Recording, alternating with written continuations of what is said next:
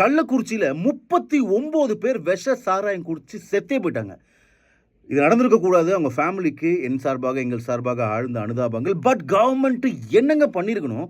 இந்த விஷ சாராயத்தை யார் காசுனாங்களோ, யார் அதுக்கு ஹெல்ப்ஃபுல்லாக இருந்தாங்களோ, அவங்களுக்கு ஆயுள் தண்டனையோ இல்லை தூக்கு தண்டனையோ கொடுத்துருக்கணும். இல்லை இந்த விஷ சாராயம் குடிச்சிட்டு இப்போ இருக்கிறாங்க தெரியுமா, அவங்களுக்கு கடுமையான தண்டனையை கொடுத்துருந்தா அடுத்த வாட்டி விஷ சாராயத்தையோ கள்ளச்சாராயத்தையோ வாங்கி குடிக்கக்கூடாது, காசக்கூடாதுன்னு ஒரு பயம் இருக்கும். அதை விட்டுட்டு இந்த விஷ சாராயத்தை குடிச்சு இறந்தவங்களுக்கு 10 லட்ச ரூபா நிவாரணம் கொடுக்குறாங்க. ஏன்? அவங்க நம்ம நாட்டுக்காக ஏதாவது போராடினாங்களா? இல்லை கவர்மெண்ட் ப்ராஜெக்ட் ஏதாவது ஒன்று கொலாப்ஸ் ஆகி அதில் வேலை செஞ்சுட்டு இருக்கிற போது அவங்க இறந்தாங்களா?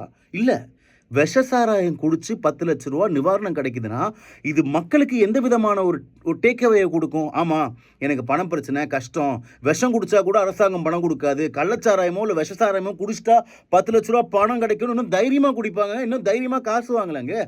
இது என்னுடைய தனிப்பட்ட கருத்துங்க. இது தப்பு அப்படின்னாக்கா மன்னிச்சுக்கோங்க. நம்ம தமிழ்நாட்டில் இந்த கள்ளச்சாராயத்தை கம்ப்ளீட்டாக எராடிகேட் பண்ணுறதுக்கு என்ன ஸ்டெப்பு நம்ம தமிழ்நாடு அரசு எடுக்கலாம் அப்படிங்கிற உங்களுடைய கமெண்ட்ஸை கீழே எனக்கு சொல்லுங்கள். நான் சொன்னதில் உங்களுக்கு உடன்பாடு இருக்கா இல்லையா அப்படிங்கிறதையும் கீழே எனக்கு கமெண்ட்டு சொல்லுங்கள். நன்றி.